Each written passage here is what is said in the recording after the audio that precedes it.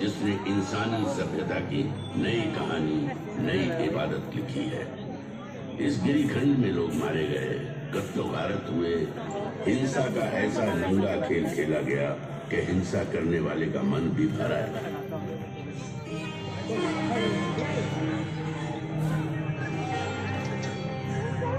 हैवानियत के बीच इंसानियत फिर से पैर जमाने लगी। हिंसा के खिलाफ अहिंसा की मजबूत जड़ें पहाड़ी चट्टानों, अंधेरे जंगलों, उफनती नदियों और महासागरों को चीरती सरहद पार तक फैल गई।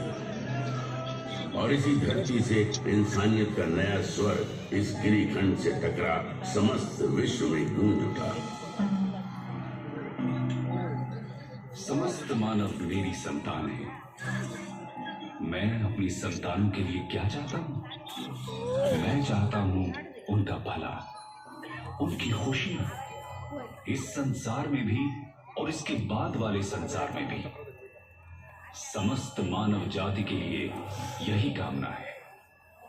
तुम शायद ये समझ नहीं सकते कि मेरी ये कामना किस हद तक है, और यदि तुम में से कुछ इसे समझ भी जाए तो भी तुम इस कामना की शिद्दत को पूरी तरह नहीं समझ सकते। मैं अहिंसा के उसी नाद का प्रतीक हूं जिसने इस ब्रह्मांड को एक सूत्र में बांध रखा है, जिसका होना इंसानियत का होना है। यही भाईचारे की सच्ची परिभाषा भी है। सम्राट अशोक की ऐतिहासिक कहानी प्रारंभ होती है उनके दादा चंद्रगुप्त मौर्य से। ईसा की 4वीं शताब्दी का अंत एक बटी हुई राजनीतिक स्थिति के शुरुआत का समय था। देश, जन, विश्व, ग्राम, कुल और राज्यों में बटे हुए थे। अलग अलग प्रदेश, अलग अलग शासक, अलग अलग शासन व्यवस्था, अलग अलग कायदे कानून। समय आया ईसा पूर्व 321 का। 25 साल का नौजवान चंद्रगुप्त मौर्य।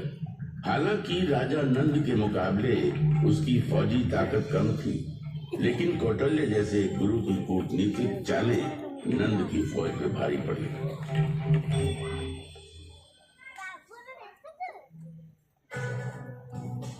सुनो चंद्रगुप्त, तुम्हें अगर नंद का समूल नाश करना है तो धैर्य से काम लेना होगा, और जैसा मैं कहता हूँ वैसा ही करना होगा।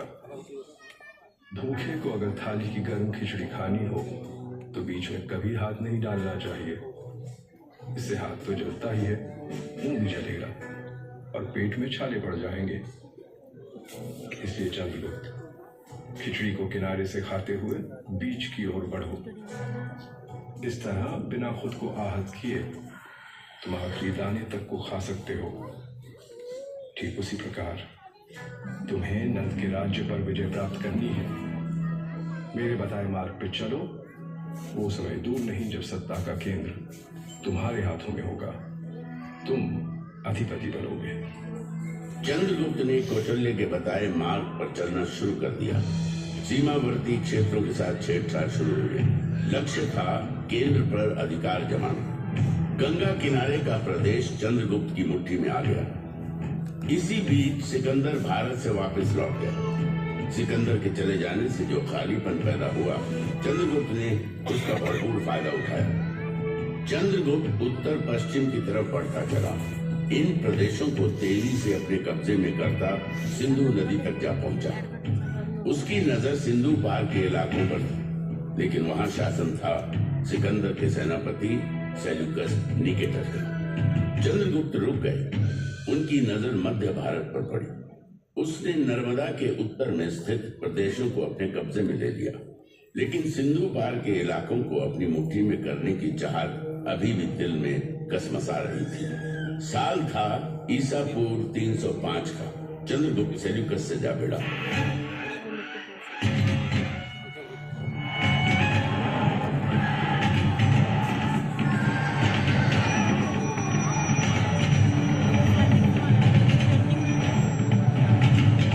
लंबी चली लड़ाई में जीत चंद्रगुप्त के नाम हुई और उसने सेल्यूकस को हरा सिंधु के बड़े भूभाग पर कब्जा जमा लिया। बंगाल से लेकर हिंदू कुश और हिमालय से लेकर नर्मदा तक के प्रदेश चंद्रगुप्त की छत्र छाया में आ गए।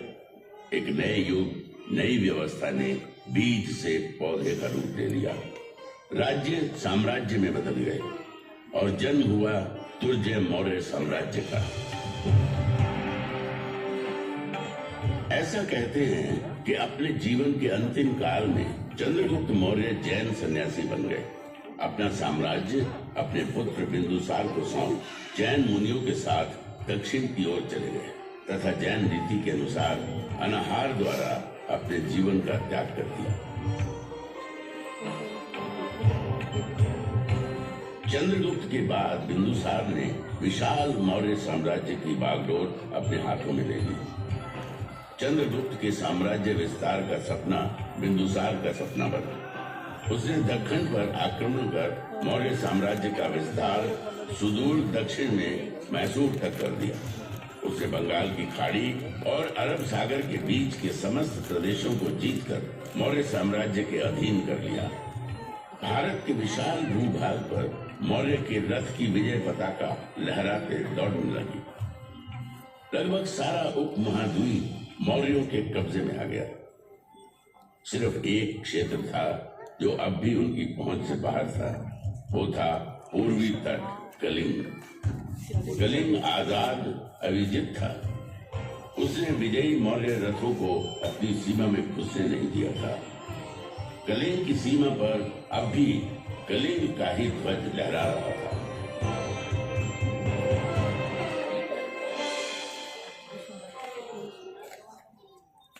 बिंदुसार की कई पत्नियों में से एक थी धर्मा। उसी के गर्भ से जन्म लिया बालक अशोक ने। अशोक के जन्म और उसके पराक्रम की भविष्यवाणी महात्मा बुद्ध ने पहले ही कर दी थी। एक ऐसा राजा इस धरती पर जन्म लेगा जो पराक्रमी होगा, धर्म ध्वजा को थामेगा और धर्म के विचार को सागर पार तक ले जाएगा। भविष्य अशोक की राह देख रहा था। अपने कई भाइयों में छोटा अशोक मेधावी था। गुरु की बताई बातों को फौरन समझ लेता। शस्त्र चलाने का खेल उसे खूब भाता था। दुश्मन के वार से किस तरह बचना है, शत्रु को कैसे अपनी तलवार के नोक के नीचे लाना है, ये कला उसने बचपन में ही सीख ली थी। शस्त्र कला के अभ्यास में वो अक्सर अपने बड़े भाई सुसीम को परास्त कर देता था।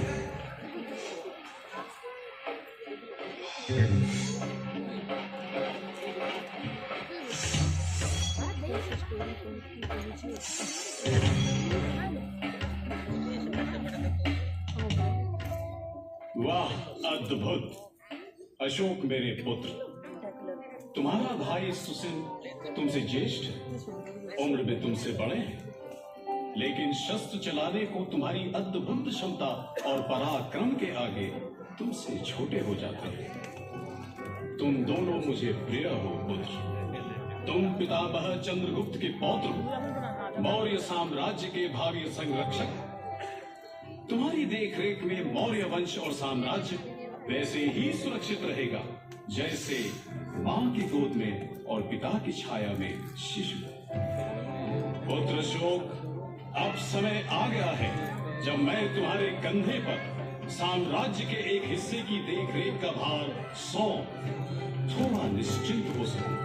राजकाज में रुचि लेना प्रारंभ करो पुत्र।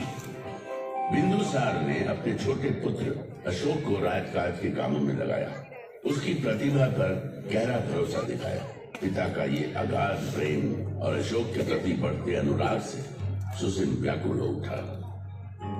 अपने पिता की संतानों में मैं ज्येष्ठ हूँ। राज की जो बागडोर मेरे कंधे पे होनी चाहिए वो अशोक के कंधे पे डाली जा रही है। पिता का अशोक के प्रति यह अनुराग मन शोकित होता है। सुसिन बेचैन था और अशोक लगन धैर्य के साथ प्रांतों को नियंत्रित करने के कार्य में लग गया।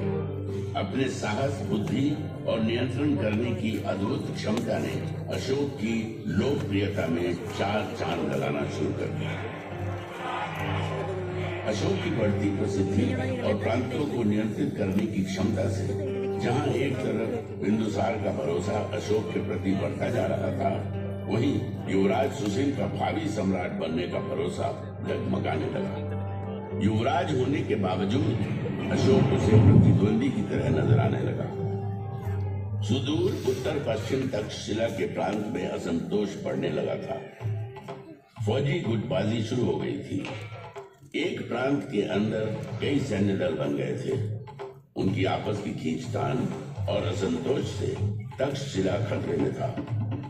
सुसिन के लिए यही अवसर था जब वो अशोक को पिता बिंदुसार की नजरों से दूर कर सकता था।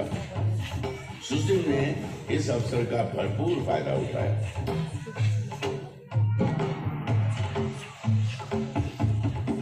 तक्षशिला में बढ़ती अशांति और असंतोष ने मौर्य साम्राज्य को संकट में डाल दिया है। तक्षशिला की रियासतें आपस में शत्रुता पाली हुई है। रियासतों के सैन्य दल आपस में लड़ रहे हैं। यदि इसे शीघ्र रोका नहीं गया तो वह दिन दूर नहीं जब तक्षशिला मौर्य साम्राज्य के खिलाफ विद्रोह कर देगा। पितामह चंद्रगुप्त के साम्राज्य की रक्षा करनी है तो तक्षशिला के विद्रोह को शांत करना ही होगा। हम भाइयों में सिर्फ अशोक ही ऐसा है जो इस विद्रोह को शांत कर सकता है। इसलिए मैं आपसे आग्रह करता हूँ कि अशोक को यथाशीघ्र तक्षशिला प्रस्थान करने का आदेश दें। बिंदुसार ने अशोक को तक्षशिला में हो रहे उपद्रव और बढ़ रही अशांति को शांत करने के लिए तक्षशिला जाने का आदेश दे दिया। अशोक अपने बड़े भाई सुसिम की योजना से अनजान अपने दल बल के साथ तक्षशिला की ओर बढ़ चला। अशोक ने पाटलिपुत्र से तक्षशिला आज के सिंध प्रदेश तक की लंबी यात्रा तय की। अशोक की व्यवहार कुशलता, उसकी बहादुरी और राज चलाने की उसकी नीति से तक्षशिलावासी पहले से ही परिचित थे।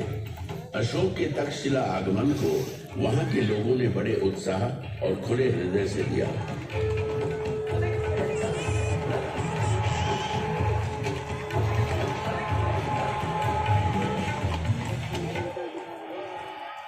अशोक का जबरदस्त स्वागत किया गया। तक्षशिला की धरती पर न घोड़े दौड़ाए गए, न तलवार चली, न ही लहू बहा। अशोक के आगमन और उसकी व्यवहार कुशल राजनीति ने आपसी उपद्रव, मनमुटाव को बिना किसी युद्ध के शांत कर दिया। तक्षशिला की सफलता की खबर जब पाटलिपुत्र पहुंची तो सम्राट बिंदुसार का सर और गर्व से भर उठा। अशोक के प्रति स्नेह, अनुराग और आस्था महाराजा बिंदुसार के हृदय में बस गई। यही सुसिम के लिए चिंता की बात थी। सुसिम को उसकी अपनी सत्ता हिलती नजर आई। अशोक को अपने रास्ते से हटाना सुसिम का एकमात्र लक्ष्य बन गया। सुसिम ने अशोक के खिलाफ महाराज के कान भरना शुरू किए। महाराज बिंदुसार को अशोक के विरुद्ध करने के लिए जितने प्रयोजन हो सकते थे सब किए। सुसिम युवराज था, मौर्य साम्राज्य का भावी शासक। उसका इस प्रकार सोचना बिंदुसार को चिंतित किए जा रहा था। सुसिम की बातों में भविष्य के खतरे की गंध आ रही थी। बिंदुसार ने अशोक को अपने से दूर भेज दिया। अशोक को देश निकाला मिल गया। क्रोध और घृणा से भरा अशोक अपने भाई सुसिम की योजना को भली भांति समझ चुका था। अपने हृदय में धड़कती ज्वाला को दबाए अशोक मौर्य साम्राज्य से बाहर निकल गए।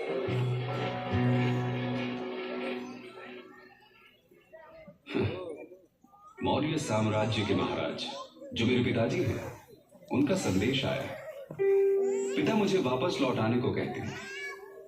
मौर्य साम्राज्य के प्रांत उज्जैन में भयंकर विद्रोह जो छिड़ा है। मेरे अपने ही भाई ने मेरे खिलाफ पिताजी के कान भरे, मेरे खिलाफ किया। यही पिताजी जो निमंत्रण देकर मुझे बुला रहे हैं, उन्होंने देश निकाला का आदेश सुनाते एक पल की भी देर नहीं की। ये कैसा संबंध है? क्या ये निमंत्रण सिर्फ इसलिए है कि मेरे भाइयों में विद्रोह को कुचलने का साहस नहीं? फिर तो युवराज सुसिम को कोई अधिकार नहीं कि वो मौर्य साम्राज्य की प्रजा पर राज करे। जो राजा अपनी प्रजा की भावनाओं, उनकी आवश्यकताओं को न समझता हो, उसे राज करने का अधिकार ही नहीं। एक बार फिर मेरा हृदय क्रोध और ग्लानि से भराया है। मैं जाऊंगा, उज्जैन अवश्य जाऊंगा। मौर्य साम्राज्य को मेरी जरूरत है।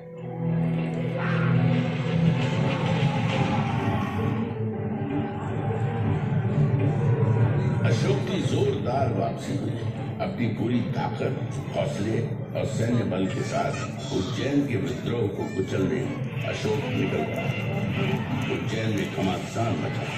अशोक ने अपनी पूरी शक्ति लगा दी। विद्रोह को बुरी तरह रौंद दिया गया। विद्रोही मारे गए। मौर्य साम्राज्य की हिलती नींव और गहरे धसती चली गई। जैनी के इस संग्राम में अशोक को चोट आई। घायल अशोक के उपचार में वैद्य लगा दिए गए। इन्हीं में एक थी बौद्ध सन्यासिनी देवी। दिन रात अशोक की देखभाल में लगी थी। देवी के संपर्क ने अशोक का परिचय बौद्ध धर्म और विचार से कराया। धर्म का विचार अशोक के मन को छू गया था। देवी का अनुराग और उसका संपर्क उसे भाने लगा। आगे चलकर अशोक ने देवी के अनुराग और उसके प्रति अपने लगाव को वैवाहिक रूप में बदल दिया। अशोक उज्जैनी के प्रशासन में लगे थे। उधर पाटलिपुत्र में उनके पिता बिंदुसार बीमार मृत्युशैया पर पड़े संघर्ष कर रहे थे। पिता पुत्र दोनों संघर्षरत थे। दोनों ओर संघर्ष था। संघर्ष था जीवन का। अशोक उज्जैनी के संघर्ष के विजयी योद्धा थे, लेकिन पिता बिंदुसार मृत्यु से अपने जीवन का संघर्ष करते हार गए। मृत्यु ने जीवन पर विजय प्राप्त की।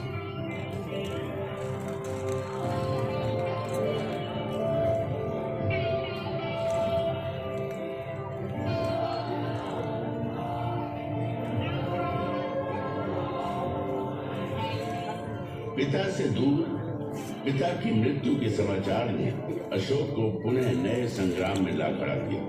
धूल के गुबार उठने लगे। मन में दुख करुणा का बवंडर सा उठ खड़ा हुआ। कई तरह के प्रश्न आपस में टकराने लगे। प्रश्न था आने वाले समय के मौर्य साम्राज्य के गौरव का।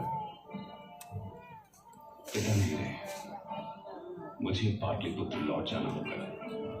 पितामह चंद्रगुप्त और पिता बिंदुसार के विशाल मौर्य साम्राज्य के भविष्य पर पुनः अनिश्चय के बादल मंडराने लगे हैं। मौर्य साम्राज्य का शासन अपने ज्येष्ठ भाई सुशील के कमजोर हाथों में चला जाने था। राजकाज से दूर मैं चला जाऊं घने अंधियारे जंगल में। सुशील के हाथों में मैं मौर्य साम्राज्य के विनाश को देख रहा हूं। काल, तूने मुझे पुनः मझधार में ला खड़ा किया। मेरा जीवन संघर्ष और उठापटक का चक्र बनकर रह गया है। इससे मुक्ति नहीं।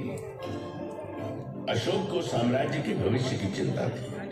कई तरह के प्रश्नों में आ घेरा था। वे उसमें उलझते चले जा रहे थे।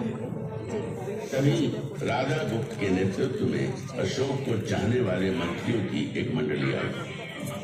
राजा गुप्त अशोक को भावी सम्राट के रूप में देख रहे थे।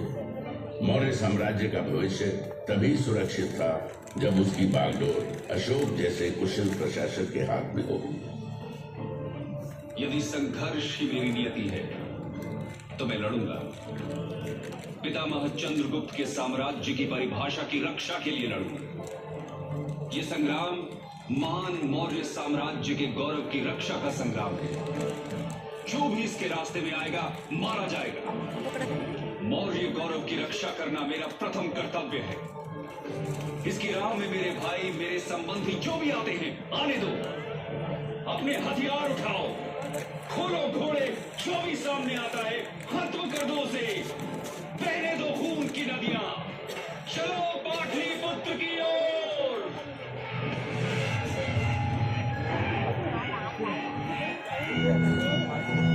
घोड़ा थोड़े वाला नहीं घोड़ा तो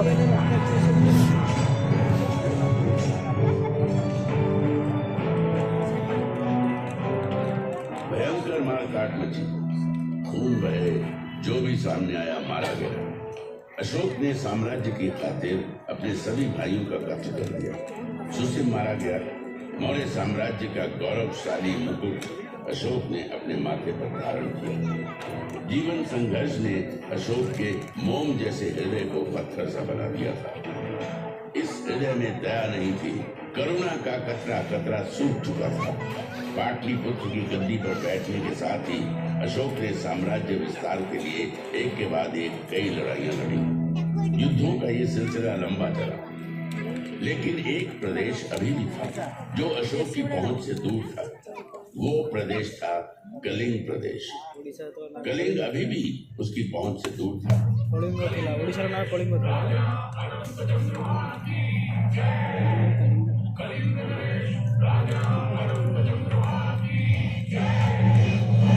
कलिंग आजाद था, पराधीनता उसे स्वीकार न थी। उत्तर भारत के समस्त राज्य अशोक के कब्जे में आ गए थे। पूरब में बंगाल और दक्षिण में कृष्णा नदी तक उसका साम्राज्य फैल चुका था। कौटिल्य के अर्थशास्त्र के अनुसार अशोक की राजधानी पाटलिपुत्र उस समय दुनिया के सबसे बड़े नगरों में गिनी जाती थी।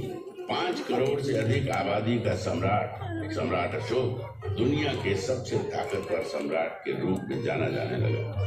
विजय जिसके माथे पर लिखी थी, जो अविजित था। अजय सिर्फ कलिंग का प्रदेश था जो उसके विजेता होने को चुनौती दे रहा था। कलिंग का इलाका जहां एक ओर स्थल मार्ग से जुड़ा था, वहीं दूसरी ओर सामुद्रिक मार्ग से भी। इसलिए राजनीतिक और सामरिक दृष्टि से वो महत्वपूर्ण बना हुआ था। दूरदर्शी अशोक दक्षिण भारत पर अपनी बेहतर पकड़ बनाने के लिए कलिंग को अपने अधिकार में करने के महत्व को भली भांति समझ रहे थे।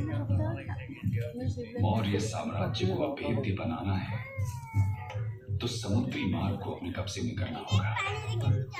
सामुद्रिक मार्ग भविष्य में हो सकता है। कलिंग